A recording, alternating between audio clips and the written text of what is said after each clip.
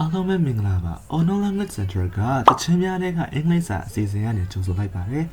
ဒီအစီအစဉ်လေးကတော့ကျွန်တော်တို့ရင်းနှီးကျွမ်းဝင်ဖြစ်ပြီးသားနာမည်ကြီးတချင်းတွေကအင်္ဂလိပ်စာနဲ့ပတ်သက်ပြီးမှတ်သားဖို့ရာအချို့ကိုစူးစီးတင်ဆက်ပေးမယ့်အစီအစဉ်ပဲဖြစ်ပါတယ်အစီအစဉ်လေးမစခင်ကျွန်တော်တို့ရဲ့ Facebook page ကို like and follow လုပ်ပေးဖို့နဲ့ YouTube channel လေးကိုလည်း subscribe လုပ်ထားပေးဖို့ကိုမြတ်တာရက်ခံအပ်ပါတယ်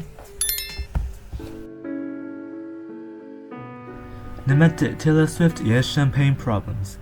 Champagne Problems ဆိုတဲ့အတိတ်ပဲကငတ်မွတ်ခေါင်းပါမှုတွေစစ်ပွဲတွေဒါမှမဟုတ်ကုသလို့မရနိုင်တဲ့ယောဂဝေဒနာတွေလိုမျိုးတကယ်အသက်အန္တရာယ်ရှိတဲ့ပြဿနာကြီးတွေနဲ့ရှင်းနိုင်လို့ရှိရင်တိတ်မပြောပလောက်တဲ့ကိစ္စအသေးဖွဲလေးတွေကိုဆိုလိုတာဖြစ်ပါတယ်ဒီသချင်းထဲမှာတော့ Taylor ရဲ့စက္ကောင်ကချစ်သူရဲ့လက်ထပ်ခွင့်တောင်းတာကိုညှင်းလိုက်ပါတယ်ပဝင်းချင်ကသူတွေကသူကချမ်းသာတယ်မင်းကိုလည်းချစ်တယ်ဘာဖြစ်လို့ညင်းတာလဲဆိုပြီးတော့ Taylor ရဲ့စက္ကောင်ကိုအမျိုးမျိုးဝေဖန်ပုတ်ခတ်ကြပါတယ်Taylor ကတော့ဒါကိုကိုခနဲတဲ့ပုံစံနဲ့အေးလေငါပြဿနာက Champagne Problems တွေပဲလို့တုံ့ထားတာဖြစ်ပါတယ်နံ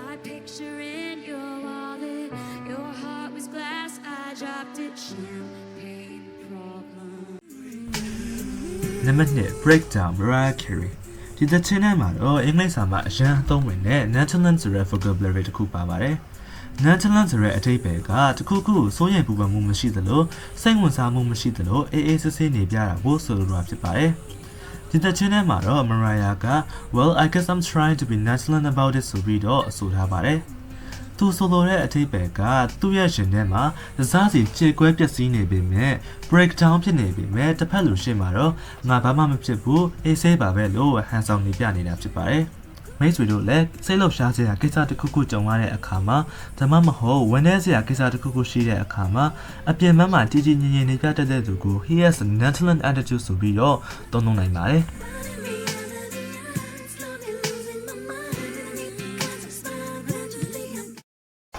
ကျွန်တော်တို့ Online Language Center မှာ GED ကိုတစ်လကို4ဘာသာလုံးကိုမှ2သိန်းချက်နဲ့တက်ရောက်နိုင်ပါပြီBatch 2 အတွက်တင်နန်းမှလိုက်ခံနေပြီလဲဖြစ်လို့ဖော်ပြပါ QR code ကို scan ဖတ်ပြီးတော့တင်နန်းကို register လုပ်ထားနိုင်ပါပြီနံပါတ်3 Rolling in the Deep Adele ဒီတဲ့ channel မှာပါဝင်တဲ့ Rolling in the Deep ဆိုတဲ့စကားစုကိုရှင်းပြပေးသွားမှာဖြစ်ပါတယ်ဒီစကားစုက British slang တစ်ခုဖြစ်တဲ့ roll tip ကနေဆင်းသက်လာတာဖြစ်ပါတယ်road tip ဆိုတဲ့အဓိပ္ပာယ်ကကိုယ့်ကိုကူညီမဲ့သူကာကွယ်ပေးမဲ့သူအဖော်အပေါင်းအများကြီးနဲ့အင်အားတောက်တောက်တင်းတင်းရှိနေတာကိုဆိုလိုတာဖြစ်ပါတယ်ဒီတဲ့ channel မှာတော့ Adele က we could have had it all rolling in the deep ဆိုပြီးဆိုထားပါတယ်အဓိပ္ပာယ်ကတော့ငါတို့နှစ်ယောက်သာအဆင်ပြေခဲ့လို့ရှိရင်ငါတို့မှာအားရင်တွေအပြည့်နဲ့ဘယ်သူမှဖြတ်စည်းလို့မရနိုင်တဲ့အချစ်မျိုးနဲ့အရာအလုံးကိုပိုင်ဆိုင်နိုင်မှာဖြစ်တယ်လို့နှမျောတတစွာပြောထားတာဖြစ်ပါတယ်ဒီဗီဒီယိုလေးကိုကြိုက်နေတတ်တယ်ဆိုလို့ရှိရင်တော့ like and share လုပ်ပေးဖို့ကိုမြတ်တာရက်ခံအပ်ပါတယ်